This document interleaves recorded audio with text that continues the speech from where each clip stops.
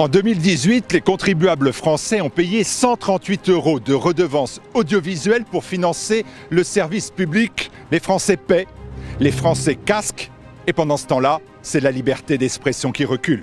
Alors, avant le 31 décembre de cette année, donnez-nous la valeur de cette redevance pour augmenter la portée de la voix de TV Liberté, pour que vos impôts aillent réellement à vos idées. Aidez-nous à porter la voix de la résistance, la voix de la dissidence. Aidez-nous à défendre vos idées. Donnez à TV Liberté.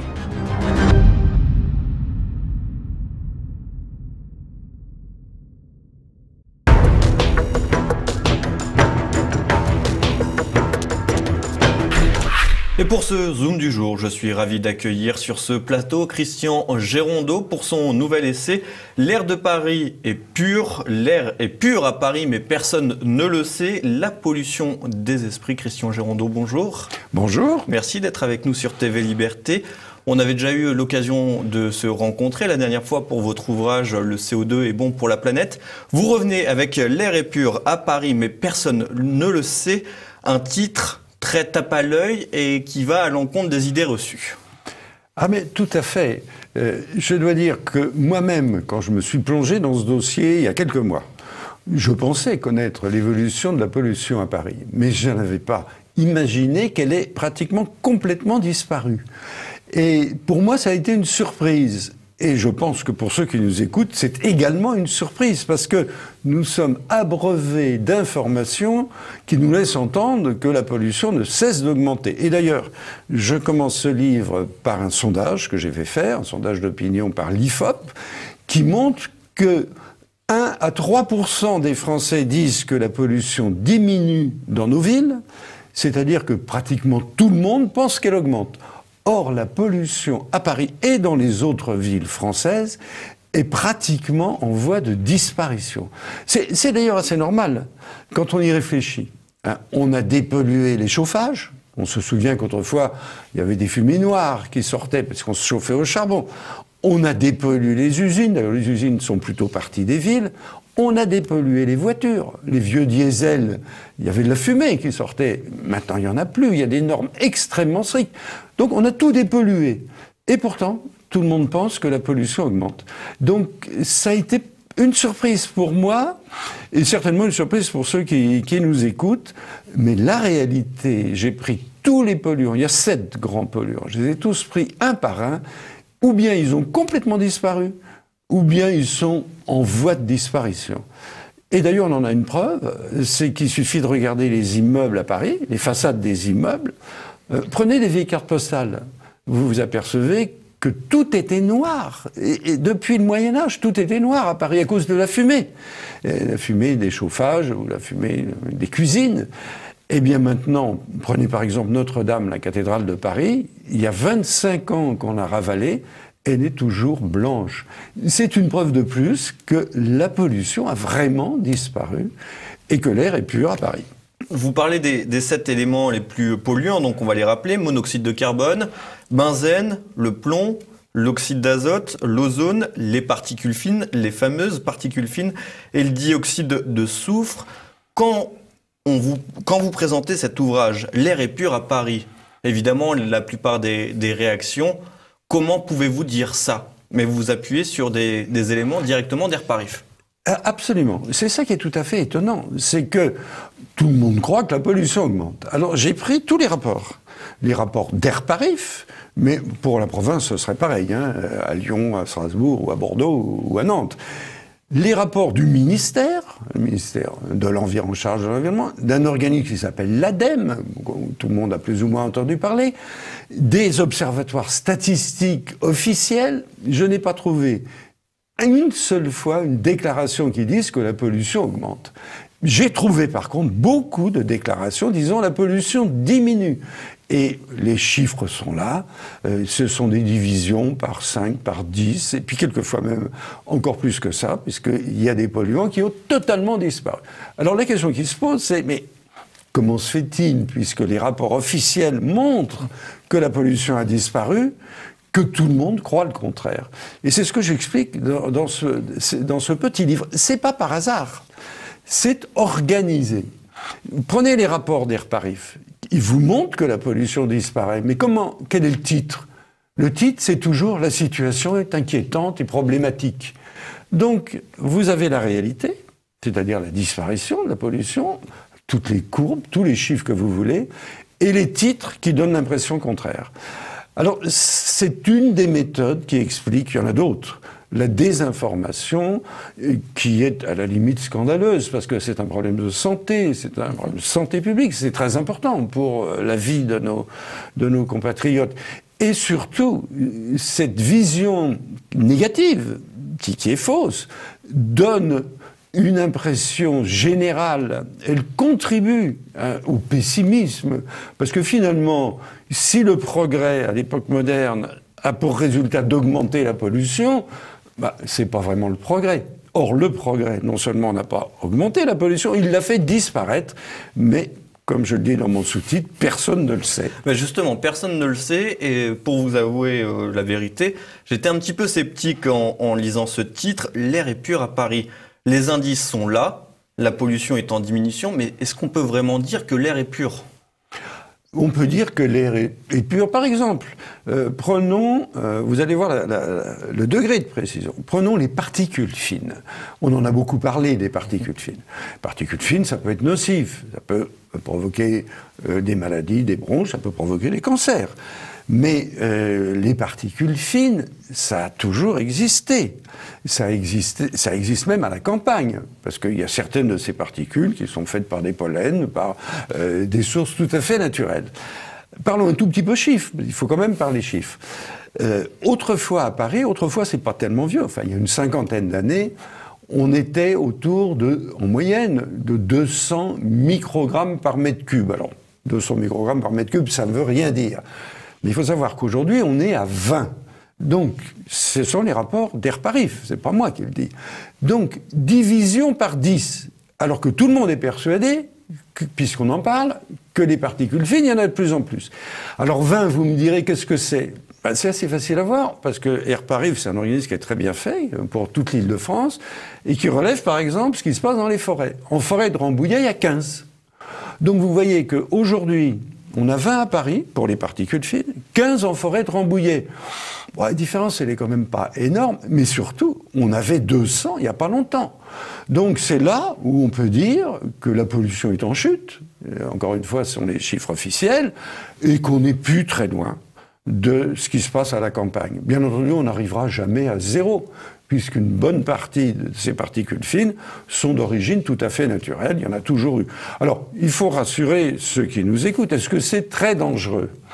Alors là, probablement, on pourrait le croire, puisque chaque année, on a des rapports qui nous disent qu'il y a 48 000 morts par an dus à la pollution de l'air. 48 000 morts sur 500 000 morts. Bon, une proportion énorme. Simplement, quand on regarde les choses, d'où sortent ces 48 000 morts ? Ce sont des chiffres qui sortent d'études parfaitement théoriques et totalement impossibles. Parce qu'on sait que les maladies, les cancers du poumon, du larynx, etc., c'est 35 000 morts par an. Et on sait qu'ils proviennent presque tous du tabac. Parce que entre la pollution de l'air et ce qu'il y a dans une fumée de cigarette, le rapport est de 1 à 1000. Donc, l'essentiel de ces 35 000 morts proviennent du tabac. Bon, tous les médecins vous le diront. Comment est-ce qu'il pourrait y avoir 48 000 morts dues à la pollution de l'air ? Ça ne tient pas debout une seconde. Et d'ailleurs, le dernier rapport du Centre international de recherche sur le cancer vient de revoir les chiffres, et maintenant on parle de 1400 morts. 1400 morts peut-être, mais alors pourquoi est-ce qu'on parle de 48 000 ? Donc on en a un autre exemple de désinformation absolument manifeste. En réalité, la qualité de l'air à Paris et dans les villes françaises, on l'a vu, est très proche de ce qu'elle est à la campagne. Il n'y a aucun risque particulier. De toute manière, on n'arrivera pas à zéro, puisque, je vous dis, en forêt de Rambouillet, on est à 15. Bon, on n'arrivera pas à zéro à Paris. Je voudrais juste un petit peu élargir le sujet. Vous l'évoquez également un petit peu dans l'essai. C'est des comparaisons à l'international. Vous prenez, par exemple, les résultats à Riyad en Arabie Saoudite, à New Delhi en Inde, au Caire en Égypte ou à Dhaka au Bangladesh. Et là, les résultats sont 10 fois, 100 fois supérieur à ce qu'on a à Paris. Pourtant, le nombre de décès, donc 48 000 décès dus à la pollution, n'atteint pas ces chiffres dans ces pays-là. C'est-à-dire que s'il y avait vraiment, en France, aujourd'hui, 48 000 décès dus à une pollution qui est divisée par 10, ça veut dire qu'il y a 50 ans, on aurait eu 480 000 décès de la pollution de l'air, c'est-à-dire pratiquement plus que le nombre de décès en France. Donc ceci pour montrer que ça ne tient pas debout. En revanche, ce qui est réel, c'est la différence énorme qu'il y a aujourd'hui entre les pays développés et les pays en développement. Tous les chiffres que vous venez de citer, c'est les chiffres des pays en développement. C'est la situation que nous avions il y a 50 ans. Avant qu'on fasse les efforts qu'on a faits pour les immeubles, pour les industries et pour les véhicules. Donc aujourd'hui, on peut dire que de ce point de vue-là, la planète est coupée en deux. Vous avez tous les pays développés, parce que Paris, c'est pas différent de Londres ou de Berlin, ou de New York, ou de Minneapolis, si vous voulez. Les pays développés qui ont dépensé beaucoup d'argent pour ça, ont réussi, pratiquement la pollution a disparu dans les villes des pays développés. Par contre, les pays en développement sont au stade où on était il y a 50 ans. Ils vont arriver aussi à maîtriser les choses, mais ça ne se fait pas du jour au lendemain, ça demande beaucoup d'argent. Mais ils sont engagés dans cette voie. Je prends un pays comme la Chine. On parle toujours de la pollution à Pékin ou à Shanghai, dans les grandes villes de Chine. Elle est très élevée. Mais elle diminue maintenant très vite, parce que les Chinois sont certainement pas plus bêtes que nous, on peut même demander par moments s'ils sont pas plus intelligents, ils appliquent les mêmes méthodes, donc pour leurs centrales à charbon, maintenant ils les remplacent par des centrales à gaz, pour les voitures ils ont des normes qui sont pratiquement les mêmes que nous, si bien que, une bonne nouvelle pour ceux qui vont voyager là-bas, la pollution en Inde, en Chine, est engagé sur la voie de la diminution. Mais ça ne se fera pas du jour au lendemain, parce que ça demande beaucoup d'argent. Pour revenir sur le cas parisien de la pollution, Christian Gérondeau, vous mettez également un point sur les seuils d'alerte et d'information avec des mesures qui sont faussées, avec notamment des calculs établis sur des zones où il n'y a pas d'habitants. Oui, alors ça c'est encore autre chose. Il faut savoir qu'il y a deux types d'appareils de mesure, plutôt deux types d'implantation des appareils de mesure d'Airparif. Il y a ceux qui représentent la moyenne de l'agglomération, qui sont implantés loin des trottoirs, si vous voulez, et puis il y en a d'autres qu'on appelle les stations de trafic, qui sont implantées le long du boulevard périphérique, le long des grands boulevards ou le long des autoroutes. Et ça n'a rien à voir, parce que cette seconde catégorie de mesures, d'appareils qui sont implantés en bordure de l'autoroute, par exemple, ou de boulevard périphérique, c'est intéressant à suivre, mais ça correspond en rien à l'air que les Parisiens ou les Franciliens respirent. Personne n'habite à 2 mètres d'une autoroute, sur le trottoir. Donc, en réalité, il y a confusion très souvent entretenue entre ce que les Parisiens ou les autres habitants de la région respirent, qui est très satisfaisant, et les quelques appareils qui sont en bordure des voies de circulation, où là on voit des dépassements. Et quand vous lisez les rapports officiels, il faut vraiment le savoir, parce qu'on a l'impression, quand on voit des chiffres élevés, qui correspondent à ce que respirent les habitants de la région. Pas du tout. Ces chiffres élevés, ils correspondent à ce qu'on mesure en bordure du boulevard périphérique et des autoroutes, c'est-à-dire là où personne n'habite. Donc c'est aussi un des biais qui est introduit. Il faut vraiment bien connaître le sujet, et c'est ces mesures qui sont évidemment plus élevées quand vous êtes en bordure d'une autoroute que quand vous êtes dans un parc, qui permettent de titrer que la situation est problématique, alors qu'en réalité, elle n'est plus du tout problématique. Mais alors pourquoi les élus, et donc Anne Hidalgo en tête pour Paris, les élus continuent-ils à dire que l'air est pollué, qu'il y a des seuils atteints, qu'il faut mettre en place les vignettes critères, les journées sans voiture dans Paris? Quel est l'intérêt ? Je pense qu'il y a deux choses différentes. Il y a d'abord la méconnaissance du sujet. Qui est-ce qui va informer Madame Hidalgo, ou bien Monsieur Hulot, ou bien Monsieur de Rugy, le ministre actuel, de la réalité des choses? Bien, ce sont ces organismes dont on vient de parler, Airparif, l'ADEME, le ministère. Pensez-vous que des gens qui travaillent à Airparif, par exemple, qui s'aperçoivent qu'il n'y a plus rien d'important à observer, vont dire Ils vont pas le dire. Ils vont pas dire ce que nous faisons. Nous sommes un observatoire qui n'a plus rien à observer. Ce serait mettre en cause leur existence. Donc, ces responsables politiques reçoivent des informations biaisées. Ça, c'est la première cause. Et à la limite, ils sont, mais je suis sûr, de bonne foi. Parce que personne n'aura jamais dit, aussi clairement que nous essayons de le dire aujourd'hui, la réalité des choses. Quand on voit que tous les polluants, là vous avez les graphiques sous les yeux, sont en chute, et que tout le monde pense que la pollution augmente. Il y a quand même un problème. Donc, il y a d'abord ce fait que les responsables reçoivent des informations erronées. Et puis, il y a le fait aussi, vous parliez de Madame Hidalgo, d'une confusion incroyable. Madame Hidalgo dit que le premier objectif de la politique d'environnement de Paris, c'est lutter contre le changement climatique. Vous pensez que la ville de Paris peut faire quelque chose contre le changement climatique, qui est un phénomène planétaire? Eh bien, Madame Hidalgo le croit. Et elle dit, pour lutter contre le changement climatique, il faut interdire le diesel, parce qu'il émet des particules fines. C'est écrit dans le dernier livre que vient de publier Madame Hidalgo. Ceux qui connaissent ce sujet se pincent. Les particules fines, c'est un phénomène local. Le changement climatique, sur lequel peut-être le CO2 a une influence, c'est un phénomène mondial.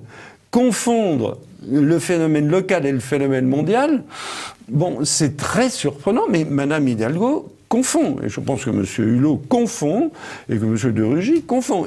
Des choses qui n'ont rien à voir, rigoureusement rien. Et donc, à partir de ce moment-là, intervient leur intérêt. Bon, pour un homme ou une femme politique, c'est valorisant de dire qu'on va lutter contre le changement climatique ou la pollution de l'air, surtout quand on croit que c'est la même chose. Ça fait très bien. On peut écrire des livres, on peut dire qu'on est là pour sauver la planète, pour sauver la santé. Donc là, il y a un intérêt qui s'ajoute à une désinformation. Je crois que c'est ça, l'explication. Intérêt politique, intérêt économique ? Alors, pour l'instant, là, je parle d'intérêt politique. Bon, je ne vais pas plus loin. Maintenant, il y a des professions qui ont des intérêts économiques. Bon, c'est clair que, je ne sais pas, les gens qui vendent des vélos ont intérêt à ce qu'on dise que la voiture pollue. Entre parenthèses, il y a de plus en plus d'utilisateurs du vélo et qui ne se plaignent pas vraiment de la pollution. Parce que eux qui roulent à vélo voient bien. Enfin, s'il y avait beaucoup de pollution, je peux vous dire qu'on entendrait beaucoup de protestations. Mais en réalité, il n'y en a plus de pollution. De temps en temps, il y a une voiture qui est mal réglée. Ou un deux roues. Peut-être plus souvent les deux roues. Mais en dehors de ça, non. L'air à Paris est parfaitement respirable. Mais ceci pour dire qu'il peut y avoir des intérêts économiques. Alors, il y en a sur le plan du changement climatique. Les gens qui font des éoliennes, bon, bien entendu, ont intérêt à ce qu'on explique que l'air est mauvais. Que l'air est mauvais, etc. Mais il y en a d'autres qui font des panneaux solaires, etc., dont nous n'avons pas besoin, puisque en France, on est le premier exportateur mondial d'électricité. Bon, pourquoi diable dépenser de l'argent pour quelque chose dont on n'a aucun besoin? Mais si vous voulez, il y a des intérêts économiques, on ne peut pas le nier. Je ne pense pas que ce soit le plus important. Vraiment, le plus important, c'est cette confusion entretenue entre la pollution locale qui a disparu pratiquement entièrement et le changement climatique. Et c'est le fait que nos dirigeants sont désinformés et peut-être trouvent intérêt à être désinformés. Pour conclure cet entretien, Monsieur Gérondeau, est-ce que vous pensez donc que la pollution de l'air est un faux sujet? C'était un vrai sujet, indéniablement. Mais aujourd'hui, ce ne l'est plus. Ce n'est encore une fois pas moi qui le dis, ce sont tous les rapports officiels. Ceux qui ont le temps peuvent se plonger dans le bilan annuel d'Air Paris. Alors c'est un gros bouquin, ça fait plus de 100 pages. Toutes les courbes sont en chute. Et pour certains produits, il n'y a pas de chute, il y a disparition. Vous savez, on se souvient qu'autrefois, il y avait le smog. Le smog à Londres, en 1953, a tué 10 000 personnes. Ça a été quand même un phénomène épouvantable. Aujourd'hui, il n'y a plus de smog, puisque le principal constituant du smog, c'était l'oxyde de soufre. Comme on a supprimé le soufre du chauffage, par le charbon, il n'y a plus de charbon au soufre, On a supprimé les usines et on a supprimé le soufre qui autrefois existait dans le carburant diesel. Eh bien, il n'y a plus du tout de soufre, plus du tout de SO2 dans l'atmosphère. C'est ce que constatent les appareils d'Air Paris. Là, la disparition, elle est totale. Le degré de concentration qu'on observe, c'est 0. C'est vrai pour le plomb, c'est vrai, pratiquement vrai pour le monoxyde de carbone, c'est en train de devenir vrai pour le benzène, c'est en train de devenir vrai pour pratiquement tous les produits.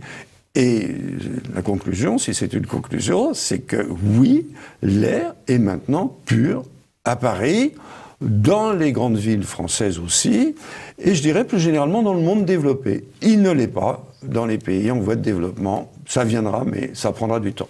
Eh bien parfait, ce sera le mot de la fin, Christian Gérondeau. Je rappelle votre essai « L'air est pur à Paris, mais personne ne le sait, la pollution des esprits », et c'est aux éditions de l'Artilleur. Merci beaucoup, monsieur Gérondeau, d'être avec nous. Merci beaucoup.